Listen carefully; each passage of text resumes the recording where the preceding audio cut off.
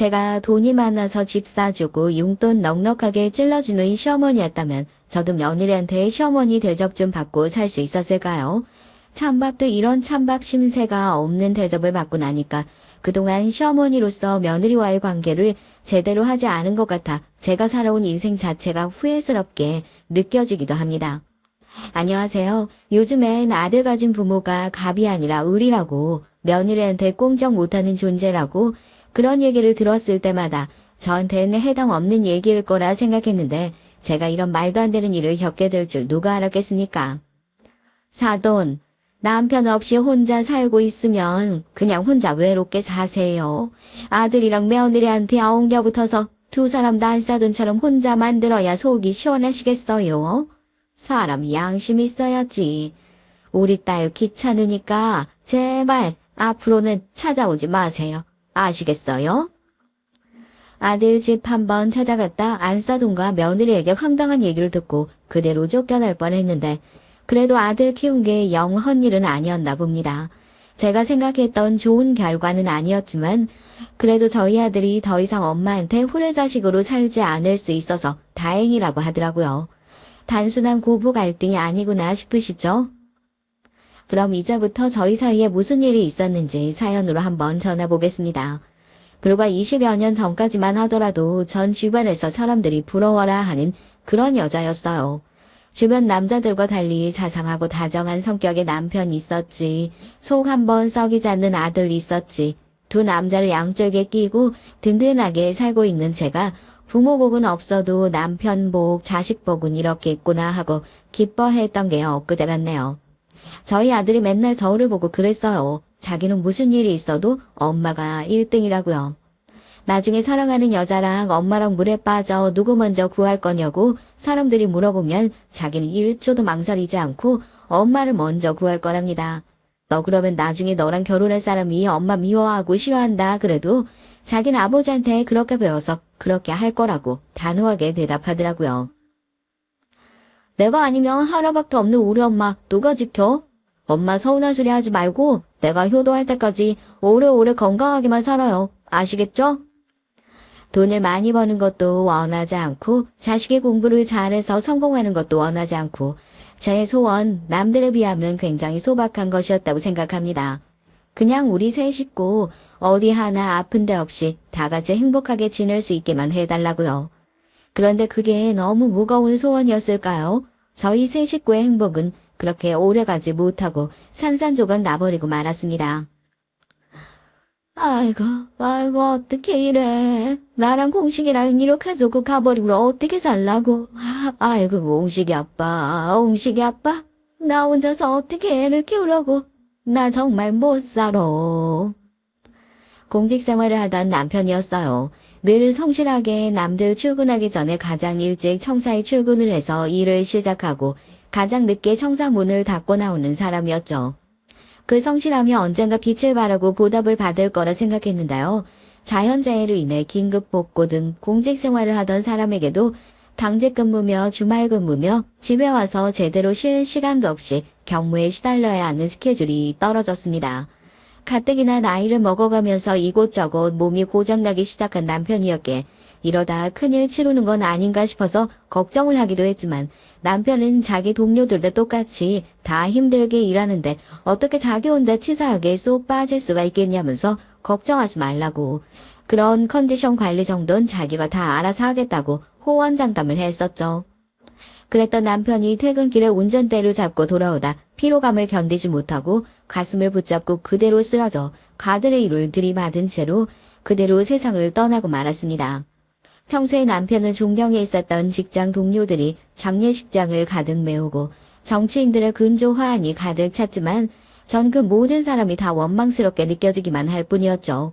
제 아들을 붙잡고 너희 아버지는 정말 명예로운 일을 하다가 돌아가신 거다. 그런 얘기를 전하는 남편 상사의 뺨을 세차게 올려 붙였습니다. 나라를 위해서 평생 피고름만 빨아먹기다. 죽은 내 남편 모욕하지 말라면서요. 우리 남편 집에 와서 잠깐이라도 눈 붙였어도 그렇게 험악하게 세상 안 떠났어. 당신들이 뭔데 여기 와서 우리 남편 죽음이 명예로운 죽음이었다. 좋은 사람이었다. 그렇게 얘기를 해? 남겨져 있는 나랑 이의 마음 생각하면 그렇게 니들 멋대로 떠들 수 있어? 어? 장례식에서 고함을 지르고 화를 내는 저를 어린 아들이 울면서 끌어안아 말렸습니다. 그때 일을 생각하면 아직도 아들한테 너무 미안한 마음뿐이에요. 다행히 남편의 사고가 산재로 인정이 되어 보험금이 나왔고 나라에서도 정말 얼마 되지 않지만 위로금주의 돈이 나왔고요. 당장 먹고 사는데 막막한 정도의 수준은 아니었습니다. 아들을 키우는 거야 시댁에서 많이 도와줄 수 있을 거라 생각했으니까요. 그런데 시댁의 반응은 냉담했습니다. 내 아들 잡아먹은 년이 여기가 어디라고 함부로 기어들어와? 내 손주 내놓고 가라. 내 아들 그 꼴로 만들었던 기집애가 내 손주라고 그렇게 안 만들 거라는 보장 있어? 홍식아, 너 그러지 말고 할미랑 살자. 이 할미가 홍식이 하고 싶은 거 다 하면서 살 수 있게 해줄 테니까 엄마랑은 다시 얼굴도 붙지 말고 살아. 안 그래도 절에 가서 홍식이 사주 보니까 엄마랑 같이 살면 안 되는 사주라고 하더라. 너 괜히 애 망치지 말고 여기다 애 두고 가. 혼자서 애를 키우는 게 많이 어려울 것 같다. 어떤 식으로든지 도움을 받기 위해서 찾아간 시댁이었지만 돌아오는 것은 아들을 놓고 꺼져버리라는 욕뿐이었습니다. 시댁에서 정 그냥 남편 잡아먹은 여자 딱 그 정도밖에 되지 않았으니까요. 대체 누가 남편을 잡아먹었다는 건지 왜 내 배 아파서 낳은 내 자식을 뭐 물건이라도 되는 것처럼 마치 나한테 맡겨놓기라 또 한 것처럼 내 배는 그냥 애를 잠깐 낳기 위해서 빌리기라도 한 것처럼 그렇게 내놓으라고 하는 건지 도저히 이해가 되지 않더라고요. 그래도 참 다행인 게 하나밖에 없는 저희 아들 할머니 따라간다는 소리 죽어도 안 해줬습니다. 여기서 할머니가 뭔데 우리 엄마한테 그런 식으로 얘기를 하냐. 내가 나중에 고아가 되는 한이 있더라도 이 집 들어와서 사는 일은 없다. 자기는 죽을 때까지 엄마랑 살겠다. 아무 말도 못하고 고개 푹 숙이고 죄송합니다. 죄송합니다. 정말로 남편 잡아먹은 여자처럼 사과하고 있는 제 손 붙들고 시댁 나서준 게 바로 저희 아들이었어요. 남편이 떠나고 난 이후 아들은 저에게 하나밖에 남지 않은 유일한 희망이었고 삶의 전부였습니다. 그렇기 때문에 남들이 말하는 홀어머니가 아들을 키우면 가질 수밖에 없다는 그 집착 솔직하게 말씀드려서 있을 수도 있을 것 같아요. 아니 있을 수밖에 없을 것 같아요. 남편이 잘못된 마당에 아들까지 잘못되면 정말 저에게 남아있는 가족이라고 하나도 없는 거잖아요. 그런 상황에서 아들을 더욱 배로 신경 쓰는 건 어쩌면 너무 당연한 일이 아닌가 싶어요. 집안에선 여자 혼자 애 키우는 게 얼마나 힘들겠냐 걱정했던 얘기도 많이 하고 도움도 많이 주시려고 했지만 전 그런 말들조차 마음에 새길 여유가 없더라고요. 오직 하나, 아들만은 남편처럼 되지 않게 해야겠다. 아들을 꼭 지켜내야겠다. 그런 생각뿐이었습니다. 여자 혼자 애 키우는 거 보통 일이 아니에요. 말로 다 할 수 없을 만큼 힘들었죠. 아이가 아프기라도 하면 이 애가 혹시나 잘못될까 싶어 밤새도록 옆에 누워 눈물을 뚝뚝 흘리면서 마음을 졸이기도 했고 남편의 보험금이 있긴 했지만 경제적으로도 그렇게 여유롭기만 한 상황은 아니었어요. 그래도 다행히 아들이 어느 정도 제 앞가림은 할 수 있을 정도로 컸던 상황이니 저도 마음 편히 나가서 일을 할 수 있었고요. 그 모든 어려움 속에서도 포기하지 않고 끝까지 나가서 뭐라도 해보려고 세상에 부딪힐 수 있었던 이유는 오로지 아들 때문이었습니다. 제대로 키워서 남부럽지 않게 살아갈 수 있도록 해주겠다는 결심. 그 결심 하나로 하루하루를 버텨낼 수 있었어요. 아들도 그런 저의 마음을 잘 알고 있었으니까요. 저와 아들 사이엔 다른 부모 자식 간에 없는 말로는 설명할 수 없는 뭔가 끈끈한 유대감 같은 것이 있었던 것 같아요. 너무 어렸을 때부터 일찌감치 철이 들어버린 것 같은 아들을 보면서 미안하기도 했지만 그래도 아들이 중간에 그렇게 가장 노릇을 잘 해주지 않았더라면 저 혼자서 이 길고 외로운 시간들을 잘 버틸 수 있었을까 의심스럽기도 합니다. 초정 한번 부리지 않고 남편이 해야 할 역할들을 아들이 대신 해주면서 저도 남편과 사별을 하고 괴로웠던 그 빈자리를 금방 털고 일어설 수 있었던 것 같아 늘 고맙게 생각합니다. 남편의 기일을 앞두고 밥도 제대로 먹지 못하고 가슴이 먹먹해져서 제사상도 차리지 못했어요. 방 안에 조용히 누워있는 절 대신해서 요리도 하지 못하는 애가 이곳저곳 반찬가게 들러서 남편이 생전에 좋아했던 음식들을 사가지고 돌아와서 조촐하게 제사상을 차리고 절을 하고 있는 모습을 보는 날 억장이 무너지더라고요. 제사가 별거 있어? 그래도 곰국 못 올린 건 좀 아쉽네. 아버지 엄마가 끓여주신 곰국 되게 좋아하셨잖아요. 아침에 그거 먹고 가면 속 든든하다고. 아버지가 태우던 담배도 사서 올려놓으면 좋겠다 했었는데 그건 내가 학생이다 보니까 슈퍼 가서 괜히 사려고 했다가 아주머니가 오해할까 싶어서 못 샀네. 나중에 엄마가 잊지 말고 산소에 올려줘요. 아버지 서운하시겠다. 마음이 무너질 것 같이 힘들 때마다 제 손을 조용히 잡아오면서 엄마 우리 둘이라도 있으니까 괜찮다. 우리 둘이 식구 아니냐. 이렇게 둘이서 기운 내서 살면 되는 거다. 자기는 무슨 일이 있어도 자기 가족 죽는 날까지 지키면서 살 거다. 그렇게 말해주는 아들이 얼마나 의젓하고 고마웠는지 모르겠습니다. 그러면서 한편으로 걱정이 되기도 했죠. 언젠간 아들과 떨어지고 헤어질 준비를 해야 하는데 내가 이렇게 아들 걱정을 많이 하고 아들 없이는 못 사는 그런 집착 강한 엄마가 되어가지고는 괜히 아들 앞길에 초를 치는 건 아닌가 하고요. 제 걱정과 달리 아들은 자신의 할 일을 꼼꼼히 챙기는 책임감 강한 아이로 성장해 나갔습니다. 엄마가 걱정돼서 대학도 먼 곳으로 진학을 가겠다고 얘기를 듣고 비단 그 이유 때문만은 아니겠지. 저 때문에 괜히 발목이 잡히는 것은 아닌가 걱정을 했었을 때도 있었고요. 그래도 다 큰 애들과 계속해서 같은 집에서 사는 것도 아닌 것 같고 이제는 서로 서서히 독립할 준비를 해야겠다 싶기도 해서 자취방을 하나 얻어주고 그렇게 독립된 생활을 하게 됐습니다. 엄마 저녁은 드셨어요? 안 드셨으면 내가 지금 맛있는 거 사가지고 집에 들리려고요. 저녁 안 드셨으면 조금만 기다리세요. 학교 마치고 금방 갈게요. 학교 끝나고 친구들이랑 좀 어울려서 놀라고 얘기를 해도 말을 안 들어요. 뭐 길게는 아니고 서로 걱정이 될까봐 하루에 짧게는 3분에서 5분 정도 일과를 마치고 집에 돌아오면 아들이랑 통화를 하는 것이 일상적인 하루 일과가 된 것 같네요.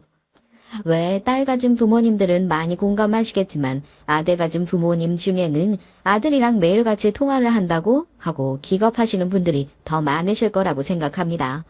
저도 일반적이고 평범한 일은 아니라고 생각하지만 저도 그렇고 아들도 그렇고 서로 그렇게 목소리를 들어야 마음이 좀 편안해지는 게 있으니까 더 그랬던 것 같기도 하고요. 아무래도 본가랑 아들 자취방의 거리가 그렇게 멀지 않다 보니까 가끔씩 이렇게 자기가 밖에서 뭘 먹었는데 음식이 맛있더라. 이거 엄마랑 같이 먹으면 좋을 것 같다 하고 싸들고 오기도 하고 저도 아들이 엄마가 해준 반찬 뭐가 먹고 싶다 이런 얘기를 하면 열일 제쳐두고 반찬을 해다가 자취방에 채워두고 오곤 했고요. 그런 게 별로 이상하다 생각하진 않았어요. 그런 생활은 아들이 직장에 들어가고 난 이후에도 한동안 계속됐습니다. 직장에 들어갔다고 해서 매일 하던 전화를 한순간에 뚝 끊어버리는 것도 이상하잖아요. 미주알 고주알 오늘은 회사에서 뭐가 힘들었네. 저게 어땠네. 알아듣지도 못할 얘긴데도 엄마라고 터놓고 얘기하는 아들의 모습이 참 고맙기도 하고요. 한편으로는 언제 이렇게 훌쩍 다 커버렸나 대견스럽기도 하고요. 이렇게 힘들어하는데 내가 해줄 수 있는 게 없구나 안타깝기도 하고 그랬었죠 뭐. 그런데 언제부턴가 아들이 연락이 조금씩 뜸해지기 시작하더라고요. 처음엔 그냥 그런가 보다 했어요. 제가 전화를 거는데 한 번도 그런 적이 없다가 그냥 전화를 거절하고 나중에 다시 연락하겠다는 문자 답장만 하더라고요. 혹시라도 무슨 일이 있나 싶어서 다시 전화를 해봤는데 연결음이 몇 초도 가지 않고 바로 또 거절을 해버리더라고요. 아, 어제 회사 일 때문에 바빠서 그랬어. 요즘 회사에서 밤새 야근하는 일도 많고 핸드폰 들고 자꾸 밖에 왔다 갔다 하기가 좀 그래요. 나중에 시간 날 때 다시 전화할게. 그래? 아니 회사 일이 그렇게 바빠? 너 밥이랑은 제대로 챙겨 먹고 있는 거야? 아, 음식도 제대로 못 해 먹고 있지. 밥 해 먹기 귀찮을 테니까 엄마가 반찬이라도 좀 해다가 챙겨줄게. 아니면 너 바빠서 집에 잘 못 들어오는 거면 이번 주 평일에 엄마가 시간 좀 괜찮은데 집에 가서 간단하게 정리라도 좀 해줄까? 아, 엄마 진짜 괜찮아요. 내가 무슨 애도 아니고 그냥 내가 알아서 할게요. 끊어요. 짜증 섞인 아들의 반응에 놀랄 수밖에 없었습니다. 뭘 해준다고 하면 엄마 고마워요. 고생하는데 안 그러셔도 괜찮은데. 이런 얘기를 한 적은 있어도 자기가 애도왕인데 귀찮게 하지 말라는 식으로 저렇게 퉁명스럽게 전화를 받고 끊어버린 적은 한 번도 없었으니까요. 정말 회사 일이 바빠서 예민해서 그런 건지 뭐가 요즘 안 풀리는 일이라도 있는 건지 갑자기 변해버린 아들의 모습에 저도 놀라고 당황스러울 수밖에 없었습니다. 그렇다고 아들이 당분간 집에 오지 말고 전화도 하지 말라고 한 상황에서 제가 할 수 있는 일이 아무것도 없더라고요. 그냥 괜찮겠거니 별일 없겠거니 하면서 마음을 졸이고 있는 것뿐이었죠. 그런데 얼마 지나지 않아서 아들이 그렇게 눈에 쌍심지를 켜고 제가 오는 것을 반대했던 이유를 알게 됐습니다. 아들이 그 당시에 만나고 있는 여자친구, 바로 저희 며느리 때문이었던 거예요. 어머니 안녕하세요. 홍식 씨한테 말씀은 많이 전해들었는데 이렇게 인사드리는 건 처음이죠? 저희 결혼 생각으로 좋게 잘 만나고 있어요. 홍식 씨가 어머님이랑 지나치게 가까운 것 같아서 걱정도 많이 했었는데 오늘 보니까 어머님이 생각보다 평범하시고 괜찮으신 분 같아서 다행인 거 있죠? 전 요즘 왜 아들 끼고 사는 엄마들 많다고 그러잖아요. 그런 분이실까봐 인사 오기 전부터 엄청나게 걱정했었거든요. 결혼할 여자를 데리고 집에 와서 인사를 시키겠다는 아들의 말에 1차로 깜짝 놀라고 그렇게 인사를 온 며느리의 당돌한 태도에 2차로 놀랐고요. 뭐 여자친구를 사귄다, 누구를 만난다 하면서 저한테 그런 얘기를 나 한 번도 한 적이 없었던 아들이었는데 다짜고짜 결혼할 상대를 인사시킨다고 하니까 엄마 된 입장에선 당연히 놀랄 수밖에 없었죠. 그래도 제가 반대할 이유가 뭐가 있어요? 아들도 이제 클 만큼 다 컸고 자기가 좋아하는 여자 데리고 와서 결혼 허락 받겠다는데요. 그래 그럼 집에 와서 편하게 인사시켜라. 저도 손님 맞을 준비 열심히 하고 맞이했는데 이건 뭐 역할이 확실히 바뀐 것 같은 기분이에요. 며느리 될 애 인사를 받는데 제 마음이 너무 불편한 거 있죠. 지금 누가 누구한테 결혼 허락을 받으러 온 건지 자긴 처음에 이 사람이 완전 마마보이인 것 같아서 엄청나게 걱정했는데 그래도 자기 말 잘 듣는 거 보니까 결혼하고 나면 갱생의 여지가 있는 것 같아서 다행인 것 같다. 이런 식으로 얘기를 하는데 솔직히 뭐라고 해야 될까요? 제 며느리지만 언행이 좀 생각 없어 보인다고 해야 될까요?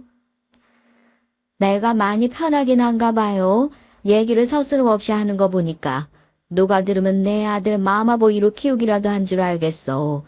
부모 자식 간의 사이 좋은 건 남들이 부러워할 일이지 사람들한테 손가락질 받고 조롱받을 일은 아니라고 생각하는데요. 아, 어머님 그것도 어지간해야 사람들이 부러워하죠. 누가 요즘 아들한테 매일같이 전화해서 그렇게 꼬치꼬치 안부를 물어요? 아들이 어디 미국으로 이민 간 것도 아니고 차 타고 10분 거리에 살고 있는데 요즘 사람들 그렇게 하는 거 보면 다들 유난이라고 할걸요? 아니요. 제가 그렇게 생각하는 게 아니고요. 사람들이 그렇게 생각할 수도 있으니까 이왕이면 다 같이 조심하는 게 어떨까 하고요. 저희 부모님 볼 면도 없잖아요. 며느리의 그 얘기를 듣는데 얼굴이 새빨갛게 달아오르더라고요. 지금 나한테 아들 가지고 유난 핀다고 얘기를 하는 건가 싶기도 하고요. 인사 자리가 흐지부지 마무리되고 나서 제가 아들 붙잡고 진짜 이 결혼을 해야겠냐. 너 아까 며느리 될 애가 엄마한테 얘기하는 거 못 들었냐. 엄마 보고 유난이라고 하고 지금 은근히 돌려서 날 무시하고 있지 않냐 하니까 아들이 도리어 버럭 화를 내는 거 아니겠어요. 제가 너무 예민하게 구는 거랍니다.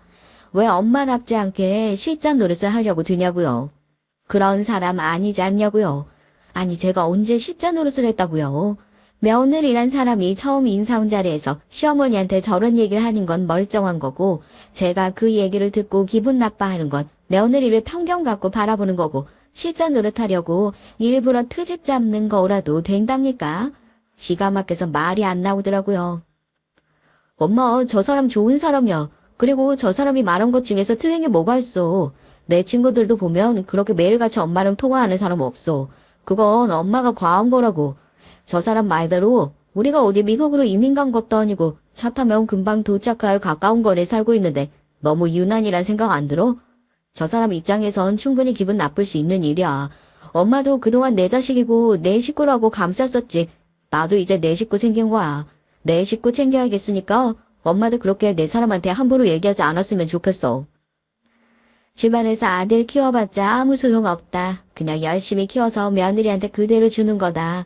뭐 옛날엔 딸이 출가 외인이라고 결혼시키고 나면 그냥 남의 집 식구 되는 거라고 그랬다면서요. 제가 보기엔 요즘엔 아들도 똑같아요.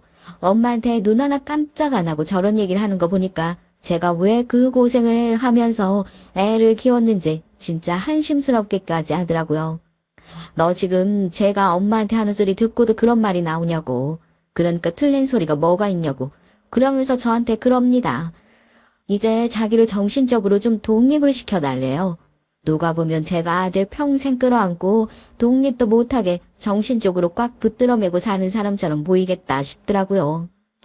그 고집 누가 말려요. 아들은 한번 해야겠다 마음 먹으면 해야 하는 사람이거든요.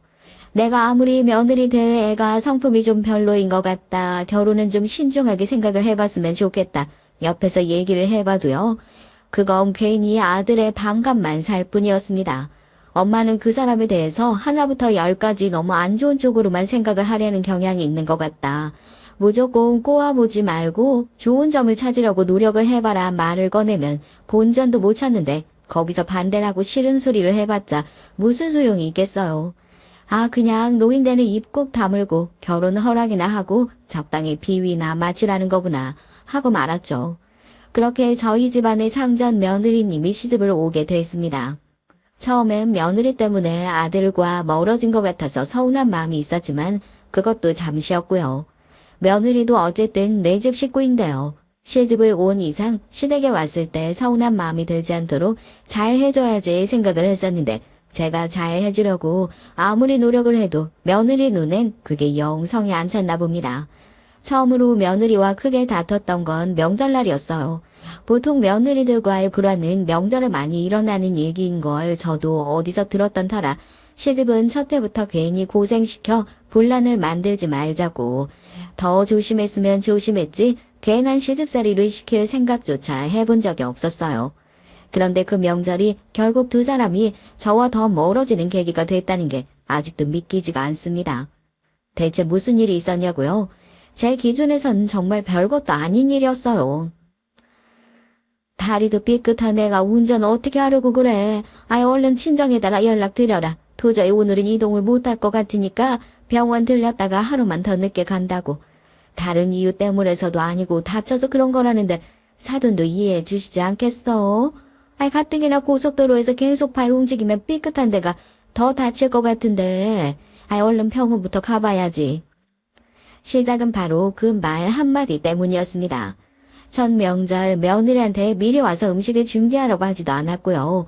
모든 것들은 제가 다 준비를 해놓고 너네는 그냥 몸만 와서 장만한 음식만 맛있게 먹고 잠깐 있다가 친정 가서 인사드리러 가라. 그렇게 다 약속을 해둔 상태였습니다. 그러니까 며느리도 당연히 군말 없었고요.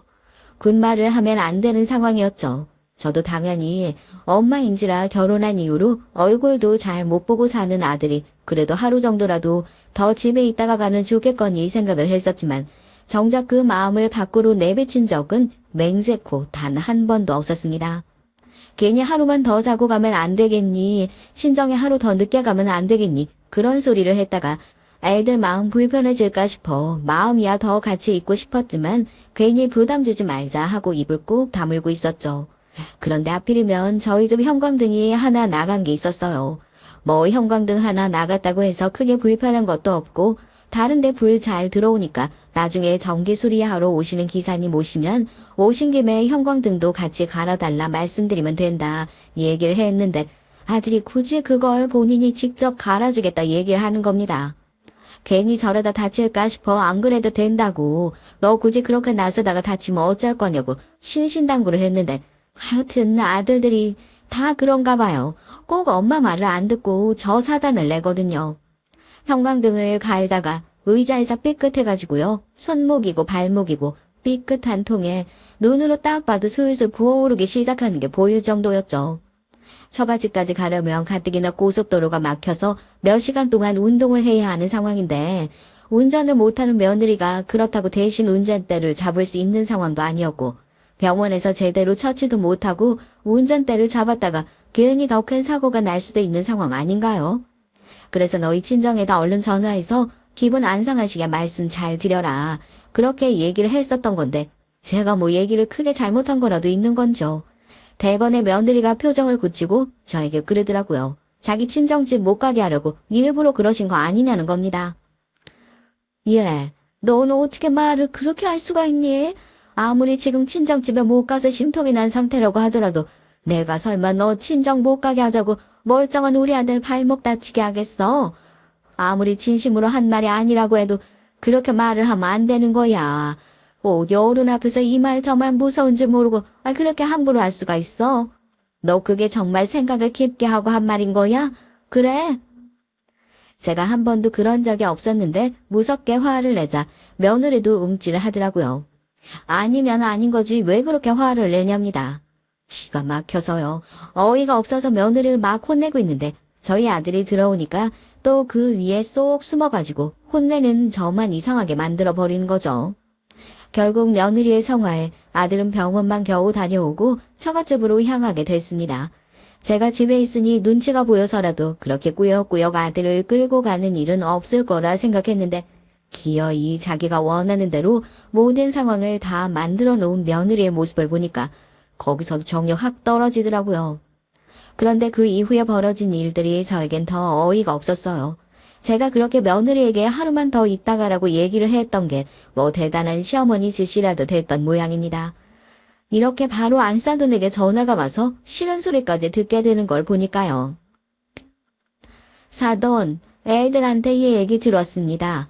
아무리 그래도 이번에는 명절 오기 전에 저희 집에 언제 딱 가자 애들끼리 약속까지 해놓은 상태였다는데 갑자기 사돈께서 집에 오시자마자 우리 아들 다리 아프니 나중에 가라 이렇게 말씀하시면 애들이 얼마나 당황하겠습니까?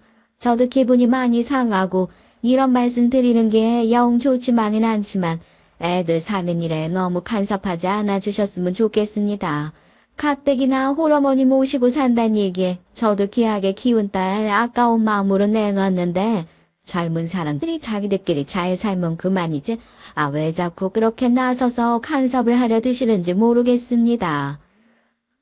아니 제가 멀쩡한 아들 붙잡고 가지 말라고 통사정한 것도 아니고 그럼 애 발이 그 모양으로 생겼는데 몇 시간 걸려 운전을 하라고 하는 게 그게 맞는 겁니까? 저희 집에서 하루 더 묵고 가는 게 불편했으면 나가서 숙소에서 잠을 자는 한이 있더라도 남편이 그렇게 다쳤는데 좀 쉬었다 가겠다. 먼저 얘기를 하는 게 맞는 도리 아니겠어요? 애가 오죽하면 그랬겠어요. 사돈, 제가 이런 얘기까지 안 하려고 했는데 매일같이 저녁 때마다 그렇게 전화를 하셨다면서요?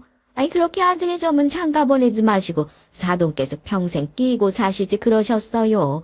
내가 정말 어디 밖에 나가 남사스러워서 이런 얘기를 하지도 못합니다. 세상에 박서방 나이가 몇 살인데 아직까지 그렇게 엄마랑 매일같이 통화를 하고 하루 일과를 보고하고 산답니까? 요즘에 그런 사람이 어디 있다고요?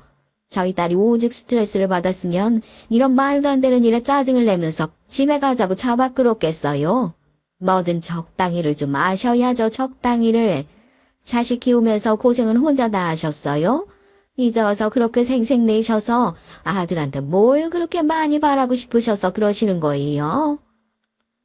사돈 댁에서 그런 모욕을 듣게 될 거라고는 상상도 하지 못했습니다. 더욱 기가 막힌 건 사돈이 저한테 전화를 대고 그렇게 쏘아붙일 동안 한마디조차 하지 않고 말리지도 않은 아들의 모습이었어요. 어느 정도 공감을 하고 있었다는 뜻으로 받아들일 수밖에 없더군요. 내가 그동안 아들에게 표했던 관심이 이 애들에겐 더할 나위 없는 부담으로 느껴졌을 수도 있겠구나. 거기까지 생각이 닿으니 참 창피하기도 하고 그동안 엄마라는 이름으로 애들을 닥달한 것이 마냥 부끄럽기만 하더라고요. 그때 이후로 아들과 며느리와의 사이는 완전히 멀어졌던 것 같습니다. 마음의 거리뿐만 아니라 실제로 물리적인 거리도 많이 멀어졌고요. 그때부터 연락을 뜸하게 하고 지내기 시작했고 얼마 후에 아들 일 때문에 서울로 발령이 나게 되면서 신혼집을 서울로 완전히 옮기게 됐거든요. 첫 명절부터 완전히 사이가 틀어져 버리고 서먹한 사이가 되면서 저 아들이 그렇게 서울로 신혼집을 이사했을 때도 처음에 이사를 가고 난 후에 한 번밖에 가보지 못했어요. 그것도 아들이 하루 자고 가라는 거 며느리가 옆에서 어찌나 눈치를 주든지 그냥 사오러 올라온 김에 친척들 얼굴이나 봐야겠다 하면서 일부러 제가 자리를 피하기도 했었죠.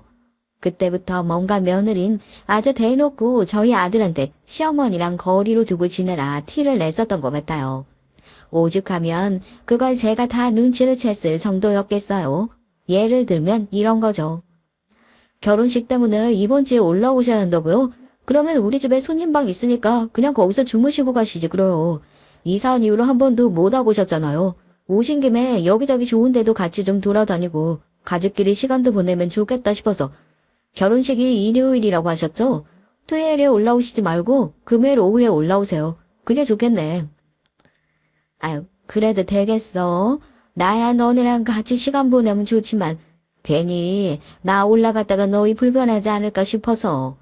너네 바쁜 일 있고 그러면 딱히 신경 안 써줘도 괜찮다. 내가 뭐 돈이 없는 것도 아니고 서울 지리를 모르는 것도 아니고 호텔에서 묵다가 택시 타고 가면 그만이니까 너 혼자 결정하지 말고 새아가랑도 얘기해보고 결정되면 나한테 알려다오. 에이 엄마 아직도 그때 일 마음에 담아두고 계시는 거 아니죠? 그 사람 그런 사람 아닌 거 엄마가 제일 잘 알고 계시면서 그러네. 집에 오시는 거 가지고 누가 뭐라 그래요. 이럴 때 아니면 가족들 다 같이 얼굴 보는 게 1년에 몇 번이나 된다고요. 금요일에 올라오시는 걸로 알고 있을게요. 기차 시간이랑 확인해서 저한테 연락 주시고요. 제가 그날은 일을 하고 있어서 역까지 모시러 가는 건 어려울 것 같은데 뭐 나중에 얘기 한번. 여보, 통화를 몇 시간을 하는 거야? 밥 다 차려놨잖아. 빨리 나와서 저녁 먹어. 수화기 너머로 며느리의 신경질적인 목소리가 들리고 그제서야 아들이 황급히 이만 전화를 끊어야 될 것 같다면서 통화를 마무리를 하더라고요. 집에서 이런 취급이나 받고 산다고 생각하니까 얼마나 화가 났겠어요. 아들이랑 오랜만에 하는 통화이기도 했고 길게 해봤자 5분도 안 되는 시간이었는데 그저 저랑 통화를 하는 게 꼴 보기가 싫다. 이렇게 온몸으로 티를 내는 것 같아서 기분이 정말 안 좋더라고요. 대체 왜 저렇게까지 나를 싫어하나. 내가 자기한테 뭘 그렇게 잘못했길래 나한테 이렇게 사사건건 눈치를 주는 건가 싶기도 하고요. 어쨌든 친척 조카의 결혼식이 있어 급히 서울에 올라갈 일이 생겼습니다. 결혼식이 일요일 오후에 잡혀 있어서 당연히 전날에 올라가서 하루 자고 결혼식에 참석할 생각이었는데 아들이 먼저 저한테 제안을 해오더라고요. 그러지 말고 집들이 이후에 집에 한 번도 와보지 못했는데 하루만 좀 서둘러서 와가지고 오랜만에 가족끼리 시간도 좀 내보고 오붓하게 그렇게 지내면 어떻겠냐고요.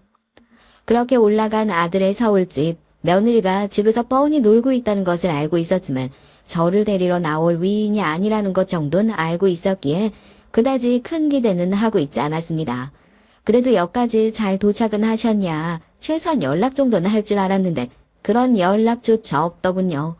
서울까지 올라온 시어머니를 맞이하겠다는 생각 없이 자신의 집에 불청객이 하나 도착했다. 여기는 것 같아서 지금이라도 그냥 아들에게 연락을 해서 호텔방을 잡겠다 얘기를 할까 하는 마음이 굴뚝 같았어요. 그래도 오랜만에 아들 얼굴을 보고 싶다는 마음이 앞서더라고요. 이럴 때 아니면 언제 또 얼굴을 보고 오붓한 시간을 보낼 수 있을까 싶어 마음을 다잡고 저녁 늦은 시간이 다 돼서야 집에 도착했습니다. 딱 봐도 어딘가 불편해 보이는 얼굴을 하고 있는 며느리에게 있는 동안 신경 쓸 것도 없고 조용히 잠만 자다 갈 거니까 음식 같은 것도 하지 말아라 신신당부를 했죠. 무슨 얘기를 하는지 몰라도 밤늦게까지 안방불이 꺼지지 않고 둘이서 약간 언성을 높여가면서 얘기를 하는 것이 들렸습니다. 혹시라도 저 때문에 그러는 건 아닐까 싶어서 마음이 영 쓰이더라고요. 언제부터 이렇게 아들 집 한번 오는데도 눈치를 보는 상황이 됐나 싶어 마음이 좋지가 않아 쉽게 잠에 들지 못했어요. 다음날 퀭한 눈으로 아침을 맞이하니까 며느린 자기네 집에선 원래 아침을 먹지 않는다면서 배고프시면 냉장고에 빵이랑 있으니 알아서 꺼내 드셔라 얘기를 하고는 방으로 쏙 들어가 버리더군요. 그래도 서울까지 올라왔으니까 아들과 함께 밖에 나가서 식사도 하고 시간을 보내려는 생각이 있었는데 있는 동안 쫓겨나지는 않으면 다행이다 싶은 생각이 들었죠. 그런데 아들의 차림이 어디 외출할 차림이 아니라 꼭 출근할 사람 같더라고요. 죄송하다는 얼굴로 그래요. 회사에 갑자기 일이 생겨 가봐야 할 것 같다고요. 하필이면 며느리랑 저랑 둘이서만 집에 남아있어야 할 상황에 무슨 갑자기 출근이냐 싶었죠. 그래도 회사 일인데 어쩌겠어. 무슨 일 있으면 연락하세요. 아니, 이 사람 있는데 뭐 걱정이야. 나도 오늘 저녁엔 최대한 일 빨리 마무리하고 일찌감치 들어올 테니까 저녁에 다 같이 나가서 맛있는 거라도 먹자. 엄마 모시고 가까운 데라도 좀 나갔다 오고 그래. 아들이 나가고 나서 집안 분위기는 더 싸늘하게 얼어붙었습니다. 어색한 분위기 속에서 차라리 잠을 더 자야 하나, 뭘 해야 하나, 어색하게 거실만 서성이다가 제가 먼저 며느리에게 말을 꺼냈어요. 어차피 이렇게 하루 종일 둘이서만 같이 있어야 한다면 차라리 이참에 얘기도 좀 많이 해보고 서운한 게 있으면 얘기를 해서 좀 풀고 그렇게 오해 없이 얘기를 하고 내려가면 참 좋겠다 싶었죠. 나가서 커피라도 한잔 하고 오는 게 어떻겠냐고.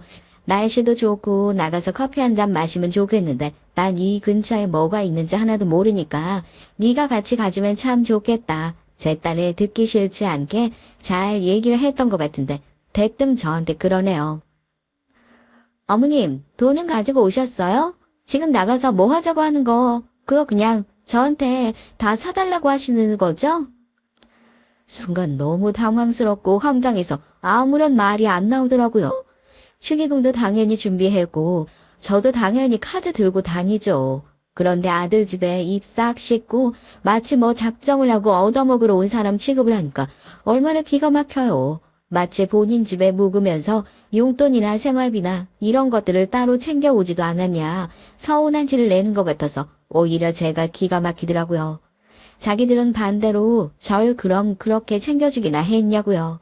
언제부터 그렇게 당연한 거라고 이렇게 맡겨놓은 것처럼 나한테 얘기를 하지 싶어서 제가 되물었어요. 그럼 네 말은 부모가 자식 집에 오면서 그런 걸 들고 오는 게 당연하다는 거야? 내가 그냥 넘어가려고 했는데 너 얘기하는 게 너무 웃기지 않니? 나한테 무슨 돈을 맡겨놨어? 커피 한 잔 마시러 가져간 게 그렇게 기분이 나빴으면 차라리 가기 싫다 말을 하려무나. 제가 그래서 어머님이 싫다는 거예요. 어머님은 뭐가 그렇게 맨날 당연하신 거예요. 커피 한 잔을 마셔도 며느리 어려운 줄 알고 조심스럽게 물어보실 줄 알고 그러셔야죠. 하긴 그렇게 눈치 없고 부끄러운 거 못 느끼시는 분이니까 결혼할 아들한테 매일같이 전화하고 귀찮게 굴고 그러시는 거겠죠. 가슴이 철렁 내려앉는 기분이 들었습니다. 내 아들이 사랑하는 여자고 내 식구라 생각해서 더 잘해주고 싶은 마음밖에 없었습니다. 그런데 며느리가 나에 대해서 어떻게 생각하고 있었는지 그 말 한마디로 전부 다 알 수 있게 됐으니까요. 내 아들이 사랑하는 여잔 나를 이렇게 생각하고 있었구나. 이렇게 생각하고 있었으니 평생 내가 하는 소리가 그렇게 안이 꼽게 들릴 수밖에 없었구나 싶어서 어렴풋이 그간 망나니 같은 행동들이 이해가 되기도 했고요. 언성이 막 높아지기 시작한 그 순간 누군가 도어락을 누르는 소리가 들렸습니다. 아들인가 하고 괜히 이 소리가 높아지면 오해할까 싶어 제가 화를 가라앉히고 있었는데 집으로 들어온 건 아들이 아닌 다름 아닌 안사돈이었어요. 평소에도 처갓집에 가까워서 사돈 댁에서 자주 왔다 갔다 하신다는 얘긴 전화를 전해 들어 알고 있지만 이렇게 비밀번호까지 알고 쉬는 집에 서스럼 없이 출입을 할 정도라는 건 전혀 모르고 있었으니까요. 오히려 좀 불편하게까지 느껴지더라고요. 난 전화 한 통 하는 것도 이렇게 거품을 무는 주제에 자기 엄마는 아무 때나 비밀번호 마구 찍고 들어오는 게 아무렇지도 않은 모양이구나. 원래 내가 하면 로맨스, 남이 하면 불륜이라더니 그 얘기가 다 맞구나 하고요. 그런데 안사돈은 저를 보자마자 인사도 생략하고 짜증스러운 표정으로 그렇게 대뜸 시비를 거는 게 아니겠어요. 사돈, 남편 없이 혼자 살고 있으면 그냥 혼자 외롭게 사세요. 아들이랑 며느리한테 엉겨붙어서 두 사람 다 안사돈처럼 혼자 만들어야 속이 시원하시겠어요? 사람이 양심이 있어야지. 우리 딸 귀찮으니까 제발 앞으로 찾아오지 마세요. 아시겠어요? 사돈, 말씀은 똑바로 하셔야지요. 제가 우리 아들 집에 오는데 무슨 권리로 저한테 이래라 저래라 말씀을 하시는 거예요?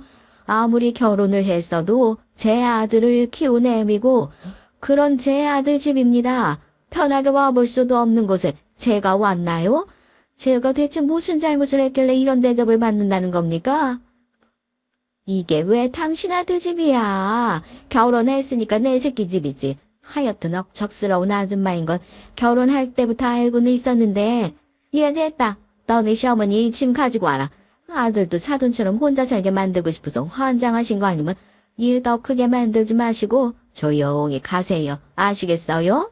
앞으로 다시는 이런 식으로 우리 딸 찾아와서 귀찮게 굴지 마시고요. 그렇게 두 모녀는 거의 제 등을 떠밀다시피 하고 제 짐가방을 밖으로 내동댕이 쳐버렸습니다. 순식간에 전 그렇게 아들 집에서 쫓겨나기로 했고요. 짐가방 하나 안고 오갈 데 없이 그렇게 아들 집 밖으로 쫓겨난 신세가 됐는데 얼마나 서러웠겠습니까? 제가 대체 뭘 그렇게 잘못 살았나. 죄라고는 그동안 아들 열심히 키운 죄밖에 없는 것 같은데 대체 무슨 잘못을 했다고요? 악소리 한번 내지 못한 게 억울해서 주먹으로 문을 쾅쾅 두드렸지만 문 안쪽에선 안싸돈이 입에 담지 못할 정도로 심한 욕을 내뱉는 소리만 들리고 문을 열지 않았습니다. 이대로 그냥 어디 숙박업소에 들어갈까 하다가 그래도 갑자기 사라지면 아들이 깜짝 놀랄 것 같아 전화를 걸었습니다. 이상하게 아들 목소리를 듣자마자 그동안 서러웠던 게 한순간에 밀려오는 느낌이 들더라고요. 그냥 엄마 다른 데 가서 자기로 했으니까 걱정하지 말아라 이 말 한마디 하려고 전화를 걸었던 건데 그 목소리를 듣자마자 저도 모르게 펑펑 눈물을 쏟고 말았어요. 다짜고짜 전화해서 눈물 흘리는 절 보고 아들은 무슨 생각을 했겠습니까? 어머니 대체 무슨 일 있으신 거냐고 지금 어디 계시는 거냐고 다그쳐서 묻길래 저도 거기선 더 숨기지 않고 사실을 몽땅 말했습니다. 그동안 며느리와 있었던 얘기부터 해서 오늘 어떻게 이 집을 나오게 됐는지 안싸돈에게 제가 집안에서 어떤 꼴을 당하고 있는지도요. 대답을 하는 아들의 목소리가 부들부들 떨리는 것이 느껴지더라고요. 한숨을 쉰 아들이 그런 꼴을 당하게 해서 정말 죄송하다고 어디 잠깐 커피숍 같은 데 들어가서 기다리시라고 얘기를 했습니다. 그렇게 저도 근처 커피숍에 앉아서 커피 한 잔 시켜가지고 마음을 진정하고 있으니까 저 멀리서 땀범벅이 된 아들이 커피숍을 향해 달려와요. 달려오자마자 눈물을 펑펑 흘리면서 저 괜찮은지부터 살피고 무릎 꿇고 사과를 하더라고요. 자기가 사람 하나 잘못 골라서 어머니가 그런 꼴 당하게 한 것 같다 너무 죄송하다고요. 잘못된 건 진작에 알았는데 진작 바로 잡지 않은 거 그거 다 자기 탓이라고요. 아들 얘기를 들어보니까 가관입니다. 사실 부모님 문제 때문에 이전부터 며느리와 싸웠던 것이 한두 번이 아니랍니다. 저한텐 그렇게 모질게 굴면서 정작 안싸두는 자기 집처럼 비밀번호도 막 누르고 들어오는 게 한두 번이 아니라면서요. 이럴 거면 공평하게 장모님도 오시지 마셔라. 그렇게 얘기를 해라 하면 또 거품을 물고 화를 냈다는 겁니다. 다른 건 다 참아도 오늘 엄마한테 이렇게 대한 거 절대 못 참아. 그렇게 아들은 제 손목을 잡고 다시 집으로 돌아갔어요. 아들이 현관문을 박차고 들어가자 놀란 표정의 며느리와 안싸돈이 저희 둘을 쳐다보더라고요. 그러더니 뭐가 그렇게 억울해서 따져 물으러 왔냐고. 미리 마누라랑 충분한 상의도 안 하고 시어머니 집에 하루도 아니고 이틀 자고 가라고 한 건 순전히 제 아들 잘못이랍니다. 제 아들 그 얘기 듣지도 않고 안싸돈을 확 밀치더니 며느리의 뺨을 세차게 올려붙이더라고요. 뭐? 효자여서 싫어? 효자랑은 같이 못 살아? 내가 효자는 못 되더라도 여기서 가만히 당하고만 있으면 그게 진짜 후레자식 아니야?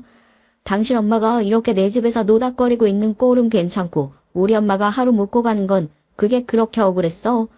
하나밖에 없는 어머니 좀 잘 좀 챙겨달라. 그 얘기가 그렇게 어려워? 그 쉬운 것도 못할 거면 당신 이 집에서 나가. 이혼이야. 아들은 말릴 새도 없이 방으로 들어가서 짐가방을 챙겨서 며느리의 짐을 마구잡이로 싸기 시작했습니다. 그런 아들의 모습이 처음이기도 했고 안싸돈도 깜짝 놀라 그제서야 어떻게든 저희 아들을 말려보려고 달려들었지만 제가 말했잖아요. 저희 아들 뭐가 됐던지 간에 자기가 마음 한번 정하고 나면 절대 다시 안 돌린다고요. 그렇게 확고한 구석이 있다고요.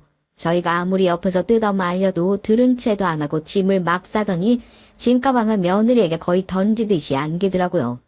며느린 그제서야 자기가 잘못한 걸 알았는지 눈물을 뚝뚝 흘리면서 자기가 다 잘못했다고 어머님께도 사과드리겠다고 한 번만 용서해달라며 싹싹 빌기 시작했습니다. 안싸돈도 평소 같았으면 그런 딸을 일으켜 세우면서 네가 무슨 사과를 하냐고 사과할 것도 아니라고 큰 소리를 쳤겠지만 상황이 워낙 심각하니까 저보고 저희 아들 좀 말려보라 부추기더군요. 저희 아들이요? 들은 채도 안 하고 며느리와 안싸돈의 팔을 질질 끌어 집 밖으로 내쫓았습니다. 아까 제가 당했던 거 저희 아들이 그대로 갚아줬어요. 이제 당신들이랑은 가족도 아니야. 어떻게 감히 우리 엄마를 우리 집에서 내쫓을 생각을 해? 앞으로 다시는 이 집에, 아니 내 인생에 얼씬거릴 생각도 하지 마. 알겠어? 그렇게 두 사람의 결혼 생활 제 덕분에 종지부를 짓게 됐습니다. 아직도 마음이 편치 않은 구석이 있긴 하지만 아들은 자기가 내린 결정에 후회가 없다며 이 결혼 생활을 그대로 유지했다면 그건 나름대로 실패한 결혼이었을 거다 얘기를 하면서 절 달래더라고요. 이제 아들과 전 서로 독립된 인생을 살면서도 서로를 지켜주며 새로운 삶을 시작하자는 결심을 했습니다. 과거의 상처는 여전히 남아있겠지만 전 아들이 내린 과감한 결정이 아직도 틀리지 않았다고 생각해요. 앞으로도 자기 인생에서 그렇게 과감한 선택의 순간을 내려야 할 때가 온다면 제 생각이 아니고 다른 사람 생각이 아니고 오로지 본인 생각을 하면서 그렇게 올바른 선택을 할 수 있는 사람이 됐으면 좋겠다 싶습니다. 앞으로도 지금처럼 서로에게 든든한 버팀목이 되어주면서 살아가 보려고요. 그 길이 아무리 험난하더라도 의지할 가족이 있는데 뭐가 두렵겠습니까? 안녕하세요. 경기도 남양주에 사는 열렬한 애청자입니다. 사연 채널 애청자이자 구독자로서 여기에 사연글을 적어보는 건 처음인데요. 몇 년 전 굉장히 통쾌하고 기분 좋았던 경험이 있어서 친구들에게 얘기해줬더니 여기에 제보하라고 난리들이더라고요. 그래서 한번 적어볼까 하는 마음으로 컴퓨터 앞에 앉았습니다. 여러분은 시부모님과 사이가 어떠신가요? 전 처음에 저희 시부모님이 사실 낯설고도 무서웠는데요. 시댁살이란 말이 괜히 있는 게 아닌 듯 주변에서 고부갈등으로 이혼을 했다느니 하는 얘기들을 듣다 보면 자연스레 겁을 집어먹게 되더라고요. 그런데 가족이 되고 차차 알아가면서 이렇게 천사 같은 사람들이 있나 싶을 정도로 제가 복 많은 인생임을 알게 되었답니다. 앞으로 들려드릴 얘기는 저희 시부모님, 그 중에서도 저희 시아버지와 관련된 얘기예요. 먼저 저희 남편은 시댁의 둘째고 전 둘째 며느리로 시댁에 들어왔습니다. 남편의 위로는 제게 큰 시누이가 되시는 분과 도련님이 계셨고요. 제가 처음 시댁에 들어왔을 때 저희 시어머니께서는 이런 말씀을 하셨어요. 아마 여러분도 이 말을 들으면 시댁의 가정 환경을 대강이라도 짐작할 수 있을 것 같은데요. 나는 우리 의인자랑 동수랑 늘 미안했다. 우리 막내 동이가 어렸을 때부터 늘 아팠고 저리 잔병치레가 많았으니 내가 매일 심장이 뛰었지. 근데 그 때문에 큰애랑 둘째, 특히 네 남편 동수한텐 신경을 전혀 못 써줬단다. 애들이 어떻게 자랐는지 알 길이 없었지. 학교 선생님이랑도 말 한 번 안 섞었으니 내가 항상 마음에 빚이 있는 기분이었단다. 가난한 형편에 해준 것도 하나 없는 집안에서 부모 관심도 못 받고 자랐으니 아휴 말도 마라. 그럼에도 저렇게 곱게 자라준 게 참 고마워. 네 어머님, 저도 남편한테 어린 시절 얘기 들어서 알고 있어요. 도련님이 마음이 아프셨다면서요? 그 때문에 어머님이나 아버님이 마음고생 심하셨다고. 아직도 남편 어제 일처럼 생생하게 기억하더라고요. 그래도 어머님 아버님이 도련님한테 신경 쓰시면서도 따뜻하게 보살펴 주셔서 외롭지 않게 자랄 수 있었다고 감사해하고 있어요. 저희 도련님이 어렸을 적 아파서 시누이와 남편은 약간 뒤로 물러나곤 했었는데요. 아무래도 가족들 안에서 아픈 사람이 있으면 그럴 수밖에 없잖아요. 그 때문에 시어머니는 남편과 시누이를 가엾어 했습니다. 그리고 남편은 어려운 집안 환경을 일으켜보겠다고 어린 나이에 막노동이며 온갖 곳에서 구르며 돈을 벌다 집에 갖다 바쳤다고 하는데요.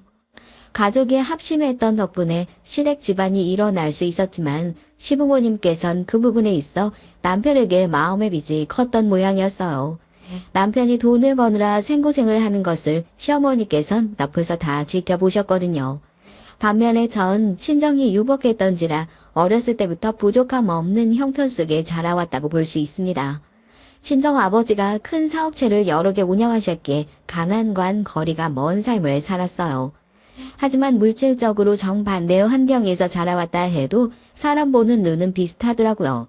회사에서 남편을 처음 만났을 땐 뭐든 성실하고 책임감 있게 해내는 모습이 너무나 멋져 보였습니다. 10사람 몫을 거뜬히 해내면서도 생색내지 않는 사람, 그 사람이 남편이었죠.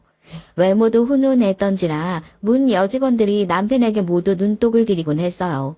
전 진즉에 그것을 알고 대시를 했고 연애를 시작하자 결혼을 하자고 졸라댔고요. 나중엔 친정에도 선포를 하고 말았죠.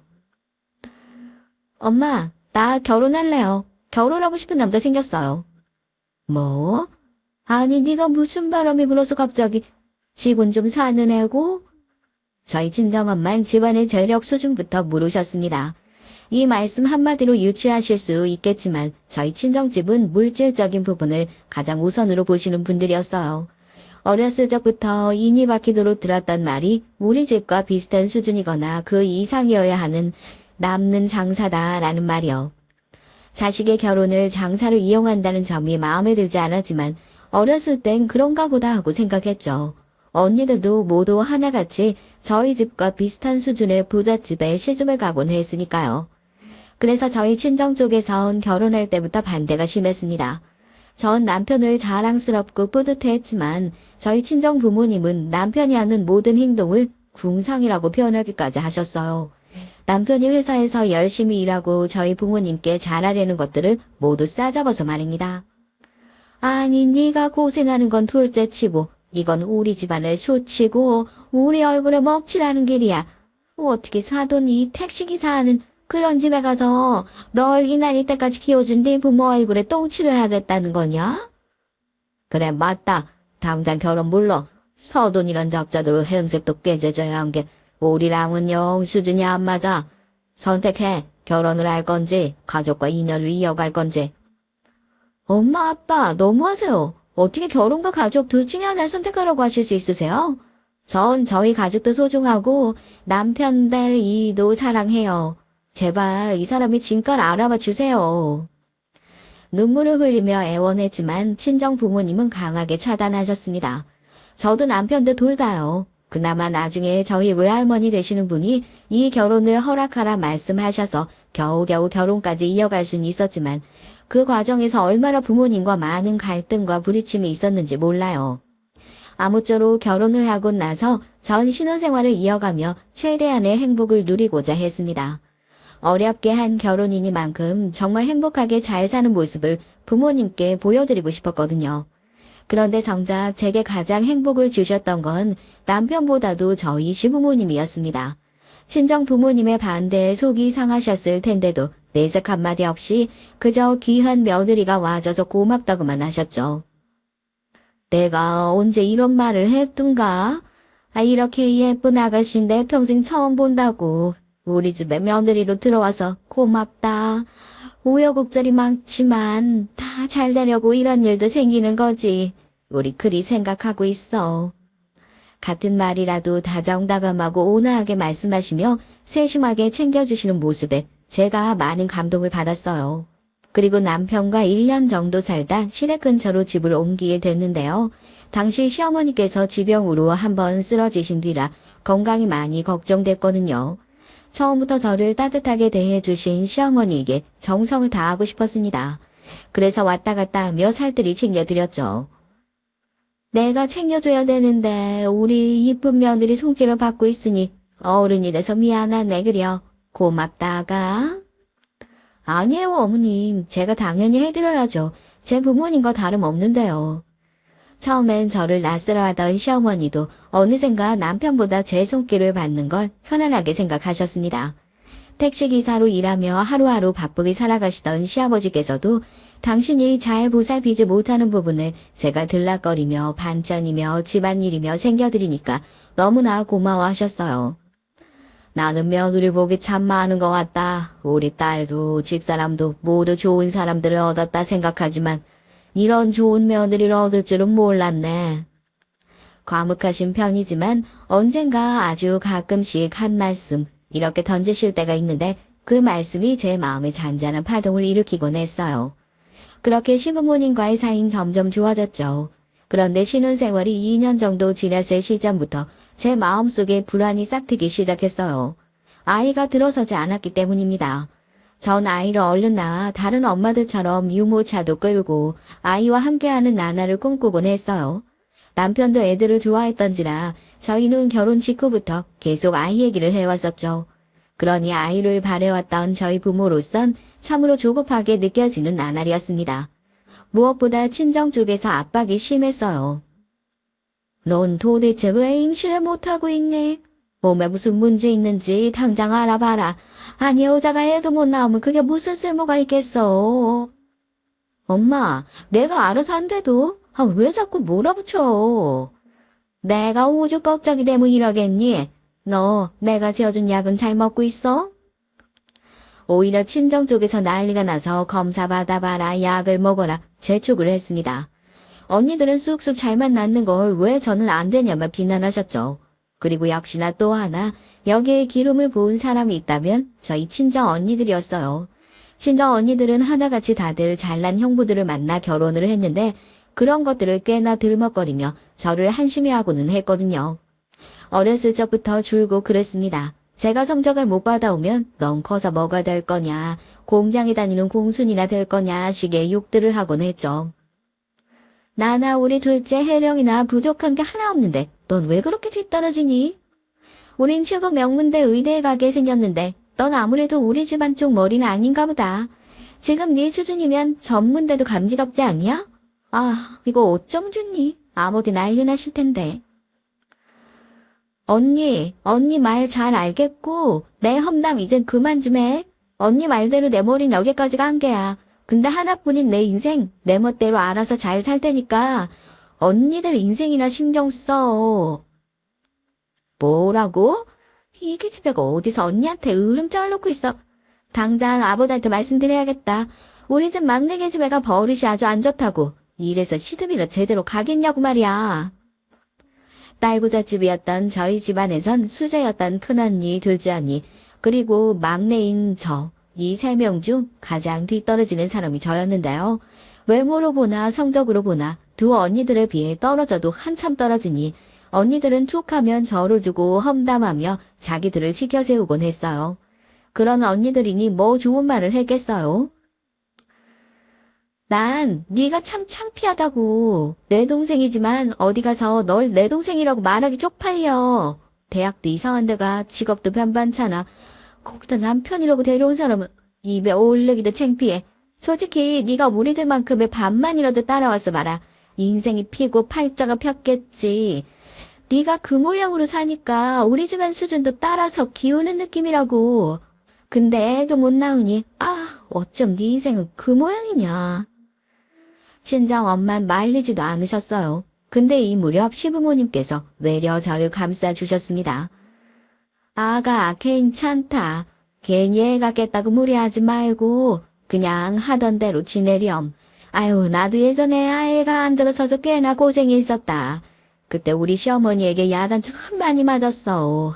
그 시절이 너무 서러워서 다음에 내가 며느리를 보면 절대 그러지 않겠다. 혼자 스스로 다짐했거든. 괜찮으니까 마음 급하게 먹지 말고 철웅이 너도 행여나 아가한테 재촉하지 말고. 네 그럼요 엄마. 당신 우리 엄마 말 들었지? 밤마다 울고 그러지 말라고. 어머님 감사합니다. 감사하기는 당연한 거 가지고. 아유 여자가 애 낳는 동물도 아니고 애 못 낳으면 사람 취급도 안 하는 시대가 있었지만 이젠 그런 시대는 갔다고 본다. 나는 우리 며느리 네 건강이 제일 중요해. 알았지? 사람이 얼마나 다른 사람의 말에 따뜻함을 느끼고 영향을 받을 수 있는지 전 그 시절 시어머니에게 다 배운 것 같아요. 시어머니의 온기 어린 말이 있었기에 비로소 전 마음을 편안하게 내려놓을 수 있었죠. 시아버지 역시 마찬가지였습니다. 제가 조금이라도 우울하다 싶으면 슬그머니 와서 위로해 주시거나 좋아하는 간식을 놓아주시는 분이 저희 시아버지였어요. 그러다 전 드디어 꿈에 그리던 첫째 아이를 갖게 됐습니다. 첫 아이를 임신하고 나선 마음이 풀어져서 저도 모르게 엉엉 눈물을 쏟았죠. 도련님도 시누이도 시부모님도 하나같이 너무나 축하해 주는데 그 사이에서 저만 눈물, 콧물, 범벅이 되어 있었으니 지금 생각하면 창피하지만 동시에 돌이킬 수 없는 아름다운 추억이기도 합니다. 그렇게 태교에 힘쓰며 하루하루 남편과 시부모님의 돌봄을 받고 있었는데요. 그러던 어느 날 끔찍한 일이 불어닥치고 말았습니다. 그날은 남편이 출장에 갔다 돌아오는 날이라 좋아하는 삼겹살을 가득 싸서 기다리고 있었죠. 그런데 갑자기 몸이 어질거리더니 정신이 어지럽더라고요. 눈을 뜨고 나니 믿을 수 없는 일이 저를 기다리고 있었습니다. 죄송하지만 아이는 유산이 됐어요. 네? 그게 무슨 말이에요? 유산이라뇨? 말도 안 돼요. 어떻게 제 아기가 하루아침에 그렇게 될 수 있단 거예요? 네, 종종 이런 일이 있긴 합니다만 안타깝게 됐습니다. 의사 선생님을 봤어요. 시어머니의 눈에 고인 눈물을 보고서야 실감이 되더라고요. 옆에 있던 남편은 어쩔 줄 모르는 표정으로 저를 보고 있고 전 그 소식을 듣고 말도 안 된다며 고개를 저었습니다. 그 당시 배가 꽤 나온 상태로 6개월을 넘어가고 있었던 시기였는데 갑자기 유산이라니 믿기지가 않았어요. 그래서 의사 선생님을 붙들고도 아닐 거라고 다시 검사해 달라고 조르고 했죠. 하지만 이미 사라진 아이를 두고 다시 검사해봤자 다른 결과가 나오겠나요? 결국 전 집으로 태어날 수밖에 없었고 아이를 잃은 슬픔에 차차 무너지고 말았습니다. 아마 유산의 경험이 있으시다면 아실 거예요. 단순히 아이를 잃는 것이 빠르게 무마될 슬픔이 아니고 육체적으로도 정신적으로도 상당히 힘이 든다는 것을요. 전 그토록 염원하던 아이를 뱃속에서 잃었으니 그 슬픔이 더 강할 수밖에 없었죠. 문제는 제가 이것을 견디지 못하고 우울 증세로 번져 하루 종일 무기력해 있었다는 겁니다. 그리고 저희 친정 엄마라는 분 이걸 두고 지적질을 하기 바빴죠. 아이고 한심한 것아. 얼른 애별 생각이나 해야지. 그러고 있으면 뭐가 해결돼? 아이고 난 널 낳았을 때부터 네가 잘하는 걸 보며 생각했지. 저렇게 나약해 빠져가지고는 내 애나 낳을 수 있을까? 근데 내 예상이 턱 들어 맞았네. 맞았어. 그러고 있지 말고 얼른 털고 일어나서 다시 노력할 생각을 해. 아님 네 언니들이라도 보든가. 얼마나 다들 떵떵거리며 애 낳고 잘 살고 있는데. 친정 엄마지만 하는 말마다 너무나 얄밉고 독했습니다. 엄마가 내뱉는 말들이 다 화살처럼 날아와 다다다 꽂히더라고요. 그때 결심했어요. 친정과는 아예 연을 끊어버리기로요. 그래야 제가 더 이상 휘둘리지 않고 상처받지 않고 살 수 있을 것 같았거든요. 그런데 어쩌면 친정 식구들도 이것을 바랬던 것인지 제가 어느 순간부터 연락을 끊어버리자 잘 됐다는 듯 기다렸다는 듯 내놓은 자식 취급을 하더군요. 명절날 가지 않아도 연락이 없고요. 아마 이런 얘기를 그 당시 밖에다 하면 계모 아니냐고 주워온 자식 아니냐 소리를 들었을 겁니다. 그걸 알기에 말도 못하고 살았지만 전 참 서러웠어요. 어떻게 친정 사람들은 이렇게 하나같이 얄팍하고 못돼 처먹었을까요? 이런 별별 생각을 했죠. 그런 저를 위로해준 건 역시나 시부모님이셨죠. 시부모님은 유산하고 상심에 빠져있는 저를 돌봐주시며 괜찮다고 말씀해 주셨습니다. 아가, 나도 우리 아들한테 들었어. 전 사돈 어른도 너무하시지. 어떻게 그런 말을 하셨다니. 제일 마음 다치고 상했을 너한테. 내가 다 속상해서 눈물이 났다. 그러니까 말이야, 아가, 괜찮다. 아기는 찾아올 거야. 아직 시기가 아닌 것뿐이니까 차분히 기다려보자. 며느라가 네가 고운 사람이니 하늘에서 그만큼 이쁜 아기를 고르느라 시간이 걸리는 것뿐이야. 어머님, 아버님 감사합니다. 뭐라고 말씀드려야 할지 모르겠어요. 어머님, 아버님께도 죄송스러웠는데. 우리한테 죄송스럽게 뭐이니? 괜찮어, 울지 마라. 이때 특히 과묵하셨던 시아버지께서 제 손을 꼭 잡아주시며 위로의 말씀을 많이 건네주셨어요. 그것이 저에겐 큰 힘이 되었고요. 시부모니의 지지와 온기 덕분이었을까요? 전 1년 후 드디어 다시 임신을 하게 됐고 이번엔 이쁜 아들을 낳게 되었답니다. 저희 아들은 어렸을 때 인큐베이터에 있었지만 자라면서 점점 더 건강해졌어요. 시댁의 사랑을 듬뿍 받아 그런지 말도 빠르게 배웠고 감정 표현도 풍부한 아이였습니다. 그리고 새롭게 알게 된 사실이 하나 있었는데요. 그때까지만 해도 몰랐는데 도련님이 상당히 아이를 좋아하시더라고요. 그래서 저희 애와 단란하고 소중한 시간을 많이 보냈었습니다. 제게 도련님은 그저 남편의 어린 동생, 시아버지를 닮은 말 수 없는 조용한 사람, 그 정도였는데 아이를 낳고 나서 이렇게 다감한 면이 있는 걸 처음 알게 됐죠. 형수님, 저도 제가 아이를 이렇게나 예뻐하는 사람일 줄 몰랐어요. 근데 보고 있으면 그냥 계속 안아주고 싶고 돌봐주고 싶고 그래요. 제가 너무 유난이죠? 장가도 안 간 놈이. 아니에요. 그런 사람이니까 도련님 와이프, 그러니까 제 동서 될 사람, 복 받은 사람일 거네요. 도련님이 육아 많이 도와주실 테니까요. 그나저나 만나고 있는 사람 있다고 하지 않았어요? 결혼할 생각 없어요? 사실은 그게 이번 형수님에게만 미리 말씀드리는 건데요. 아무래도 저 언젠가 결혼하게 될 것 같아요. 네. 정말요? 도련님 결혼하신다고요? 어머 세상 누구예요? 도련님은 쑥스럽다며 나중에 확정을 짓게 되면 말해주겠다고 하더라고요. 워낙에 사생활을 중요시 여기는 도련님이라 저도 더욱 캐묻지 않고 남편에게만 조용히 알렸죠. 남편은 궁금증을 못 참고 곧바로 물어봤지만 그렇게 저희는 도련님의 결혼 소식을 기다리고 있었습니다. 사실 저희 도련님 직업도 튼실하고 허우대도 좋고 인상도 괜찮은 사람인데 인연이 나타나지 않아 안타까웠거든요. 근데 자신이 먼저 결혼을 할 것 같다고 말하니 이건 빼도 박도 못하는 대형 사건이었죠. 하지만 그렇게 도련님의 결혼 발표 소식을 기다리고 있을 때 더 큰 일이 터지고 말았습니다. 아직도 전 이 날을 생각하면 심장이 쿵쿵 뛰네요. 어쩌면 제가 유산에 있다는 소식을 들었을 때보다 저는 이날 더 가슴 아프고 마음이 힘들었던 날입니다. 어느 날 시아버지께서 저와 남편을 조용히 부르시더라고요. 시어머니는 안방에 들어가 계셨고요. 평소였다면 환한 웃음으로 저희를 맞아주셨을 뿐인데 홀로 안방에 들어가 계신 게 좀 이상했어요. 그래도 일단 얘기를 나누기 위해 시아버지의 입이 떨어지길 기다리고 있는데 글쎄 소주 한 잔을 들이키시더니 이로 말할 수 없는 참담한 표정으로 시어머니께서 암에 걸리셨다고 하시는 겁니다. 네? 암이라고요? 저희 어머니가요? 손을 쓸 수가 없다고 하는구나. 애석하게도 지금으로선 방법이 없다고 하네. 이 사람이 소화가 자꾸 안 된다고 해서 병원에 데려간 건데. 위암 말기부, 이미 암세포가 온몸에 퍼졌다고 하는구나. 지금으로선 그저 그건 하고 싶었던 거 하면서 죽음을 기다릴 수밖에 없다고 해. 아버님은 말씀을 끝마치고는 고개를 떨궜습니다. 남편도 저도 너무 충격을 받아 뭐라고 말하지 못하고 그저 아버님 뒤편 넘어 누런 벽지만 뚫어지게 보고 있었어요. 시어머니에게 못해드린 것들만 주마등처럼 스쳐 지나가더라고요. 저도 모르게 눈물이 왈칵 터져서 볼을 타고 흐르고 있는데 그렇게 거실에 정적이 흘렀을 때 시어머니께서 문을 열고 나오셨습니다.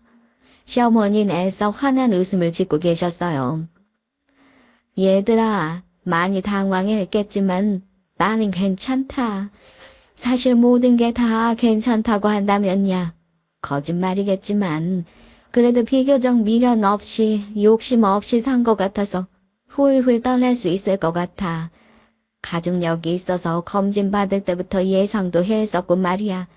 그저 난 남은 시간 우리 아들, 며느리, 딸이랑 다 같이 행복한 시간 보내다 가고 싶구나. 내 말 무슨 말인지 알겠지? 어머님, 말도 안 돼요. 제 입에서 말도 안 된다는 말이 나간 건 그때가 두 번째였습니다. 하지만 어머님의 뜻이 그러하니 저희는 어머님 소원대로 하고 싶은 것들을 하나 둘 들어드리기로 했어요.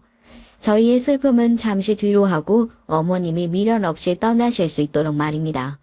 그런데 막상 시어머님이 원하셨던 게 굉장히 소박한 것들이었기에 더 마음이 아팠는데요. 소원이란 그것이 단풍 구경이라든지 동네 자그마한 커피숍 가보기 그런 사소한 것들이었어요. 차라리 더 큰 걸 원하셨다면 대치로 해서라도 원 없이 이뤄드리고 싶었는데 그것도 아니라 더더욱 마음이 슬펐네요. 그렇게 한 번의 계절이 끝나고 전 너무나 많은 미련을 가진 채 시어머니를 보내드리고 말았습니다. 장례식이 끝나고도 시어머님이 이 세상에 없다는 건 믿을 수가 없었죠. 모두가 슬퍼하는 장례식이었지만 이때 장례식에서 도련님께서 다른 이유로 상심해 계셨는데요. 제가 생각지 못했던 이유였습니다. 결혼 발표하고 싶었는데 너무 제가 늦게 장가를 가게 된 것 같아서 죄송하네요. 엄마가 이렇게 가고 나서야 결혼을 결정해서 너무 죄송해요, 엄마. 시어머님의 영정사진 앞에서 엉엉 울며 도련님은 이렇게 말씀을 하시더군요. 도련님께서는 어머님의 마지막을 지켜보며 만나오던 여자에게 확신을 느꼈던 것인지 결혼을 결심했다고 합니다. 그리고 어쩌면 도련님의 결혼이 그 이후 저희 시댁의 침울한 분위기를 바꿔준 새로운 전환점이 되었죠. 도련님이 소개한 사람은 직업이 변호사이면서 도련님보다 5살 위의 연상 여자였거든요. 어딘지 모르게 첫 만남부터 상당히 기가 세 보였어요. 이목구비나 인상에서 흘러나오는 분위기가 뭐랄까요? 한 번도 그 누구에게 져본 적이 없는 것 같은 그런 느낌이었달까요? 말투도 굉장히 톡톡 쏘아붙이는 말투였습니다. 아버님이 무슨 말씀을 하셔도 아 그래요 하며 짧게 답하고 저희 남편의 말은 못 들은 척하는 것들도 몇 개나 있었어요. 거기다 저에 대한 얘기가 나왔는데 갑자기 첫 만남에도 이런 말을 하더라고요. 형님께서 친정에 강남에 있다고 들었어요. 연을 꿈꾸 사신다고 들었는데 무슨 이유인지 모르겠지만 어쨌든 가정 환경이 비슷한 것 같으니까 친하게 지내요 형님. 갑자기 첫 만남에 할 말은 아닌 것 같은데 제 친정이 강남에 있다는 걸 들먹이며 그런 말을 하더라고요. 느낌상 별로 친하게 지내고 싶지 않았지만 고개를 끄덕여 예의상 동조의 표시를 했고 강남에 친정이 있다는 동산 자신의 직업에 대한 자부심도 강했고 종종 친정의 재력에 대해서도 대놓고 어필을 했습니다. 그러다 어느 날은 명절에 만나서 이런 말을 했는데 꽤 신경에 거슬리는 말이었어요. 마치 집에서 살림하고 애 키우는 저를 무시하는 것 같은 말이었거든요. 아, 이번에 제가 굉장히 큰 회사로 옮기게 됐거든요. 연봉도 세고요. 아마 이번 사건도 승소할 확률이 높아서 연봉이 더 오를 것 같아요. 그럼 더 좋은 회사로 가야겠죠? 역시 이래서 여잔 능력을 인정받아야 하나 봐요. 아마 전 가정주부 체질은 절대 못할 것 같아요. 집안에만 있으면 좀이 쑤시거든요. 얼른 나가서 일하고 싶어서요. 형님은 그런 생각 안 드세요? 나는 동서도 알다시피 내가 우리 아들을 힘들게 낳았잖아. 우리 아들이 잘 자라주고 행복하게 자라준다면야 더 바랄 게 없어. 나가서 일하고 싶다거나 하는 생각은 글쎄 별로 안 드네. 행복의 기준은 사람마다 다 다르니까. 행복의 기준은 사람마다 다르다. 아, 그런 건가요? 글쎄요. 전 그렇게 생각 안 하는데요. 형님도 겪어보셨으니 아실 거 아니에요. 친정이 부자라면서 돈 많고 능력 있으면 사람들이 저절로 붙고 없으면 그야말로 개밥 찬밥 신세 되는 건데 전 태어나길 부유하고 고급스러운 집안에서 자라 그런지 지금부터 계속 능력 있는 여자로 살고 싶어요. 아이한테 제 인생 허비하는 거 딱 질색이고요. 저희 부모님도 가정부 두고 저희들 키우셨지 직접 키우시진 않으셨어요. 전 제가 능력 있고 집안 조건도 빵빵해야 제 밑에서 자라날 애들도 행복한 거라 생각해요. 저처럼요. 아, 그래요? 그래 동서 생각이 그럴 순 있지. 근데 우리 남편도 부족하지 않게 벌고 있고 우리 아이도 너무 행복하게 크고 있어서 동서도 봐서 알잖아. 우리 아들 얼마나 이쁘고 예의 바른지. 네, 그건 그렇죠. 제 말에 동서가 쓴 웃음을 지으며 대답하는 게 영 마음에 들지 않았습니다. 말로 저를 이기고 싶었는데 그러지 못하자 약간 분한 표정이었죠. 거기다 어떻게든 저를 짓누르고 싶어하는 모습에서 저희 친정 언니들이 보였습니다. 언니들이 없었다면 저도 이런 돌려가기식의 공격을 눈치 없이 지나갈 텐데 어렸을 때 하도 시달리고 살아서 그런지 단번에 알겠더라고요. 거기다 동선 우회해서 말하는 방법도 잘 몰랐고요. 머리가 나쁘다면 나쁜 거였죠. 티라도 안 나게 해야 욕을 안 먹을 텐데 말입니다. 전 동서에게 들은 말들을 마음에 담아두지는 않았어요. 왜냐하면 저 자체가 떳떳했기 때문입니다. 동서에게 한 말 그대로 우리 아들이 충분히 행복하게 자라고 있고 저나 남편이나 아들에게 해줄 수 있는 최대한을 해주고 있다고 생각했거든요. 남편은 가난한 환경에서, 전 부유한 환경에서 자랐기에 저희는 그 장단점을 서로 알고 있었어요. 모든 게 갖춰진 환경에서 아이를 너무 오냐오냐식으로 키우는 것도 문제였고, 그렇다고 찢어지게 가난한 환경에서 키우는 것도 아이에겐 불행이 될 것이었죠. 그래서 저흰 항상 지금의 이 상태를 만족스러워했답니다. 적당히 벌고 적당히 쓰는 이 상태요. 남들처럼 브랜드 아파트에서 살지 않아도 저희가 당당할 수 있었던 이유랄까요? 하지만 미꾸라지 한 마리가 물 전체를 흐린다고 동서가 들어오면서 시댁의 분위기도 바뀌기 시작했습니다. 덩달아 제 기분도 같이 흐려지는 날이 많아지기 시작했죠. 처음에 명절이나 집안 행사에 잘 참석하던 동서가 일단은 일을 핑계로 점점 늦어지기 시작했어요. 그도 아니고 심할 때면 아예 자기 친정부터 들렸다 와야 한다고 하면서 명절 끝물에야 나타나 얼굴만 비추고 5분 만에 쓱 가버렸고요. 남편이나 저나 자연스레 시아버지의 기분을 살피게 됐죠.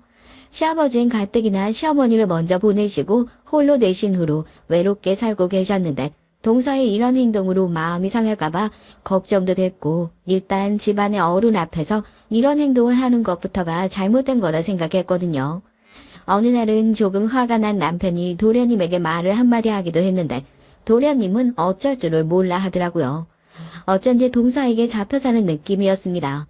남편에게 미안하다고 끊임없이 말하면서도 동서에게 맞춰줘야 한다고 말하더라고요. 형, 정말 내가 미안해. 가끔 나도 우리 집사람이 너무 버릇없게 굴거나 그럴 때 민망하고 미안해.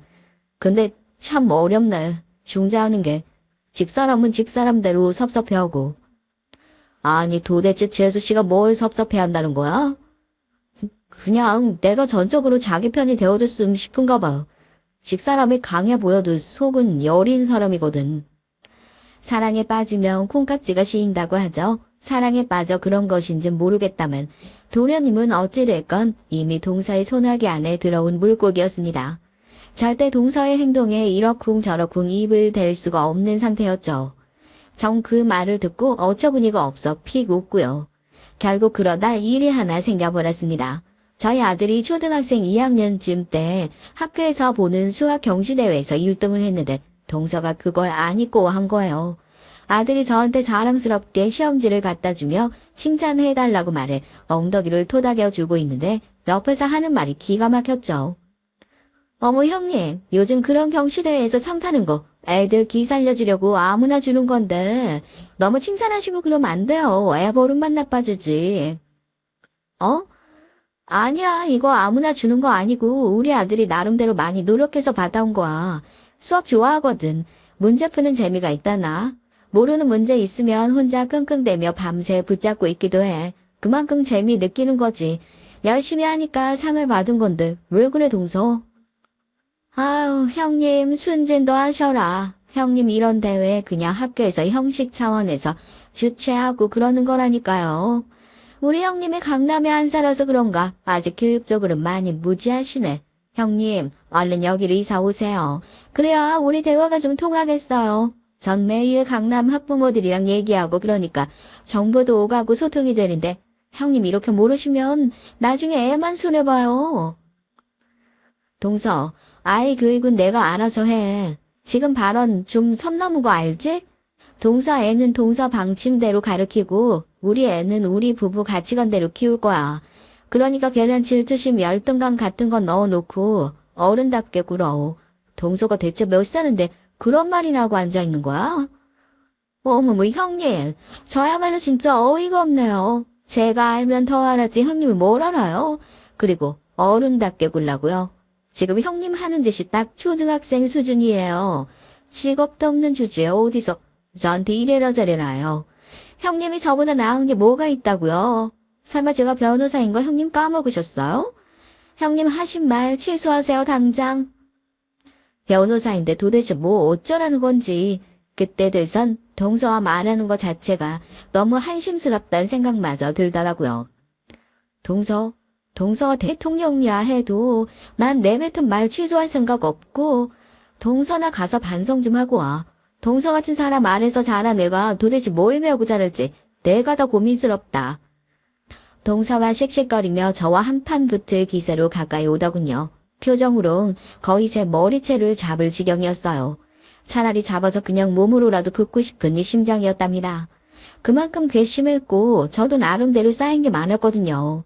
명절날 제게 죄다 잡일을 맡긴 것부터 시작해서 틈만 나면 도련님에게 뒤에서 제 험담을 하는 것들이라든지 저희 아이가 입고 온 옷들을 비난한다든지 하는 것들이요. 사람에겐 견딜 수 있는 한계치라는 게 있는 것 같습니다. 동사의 그런 행동들을 받아주다 보니 저도 화가 치밀어 올라 그날은 머리 뚜껑이 열려버린 거죠. 이후 동사는 저만 보면 작정한 듯 더 시비를 걸고 더 무시를 해댔습니다.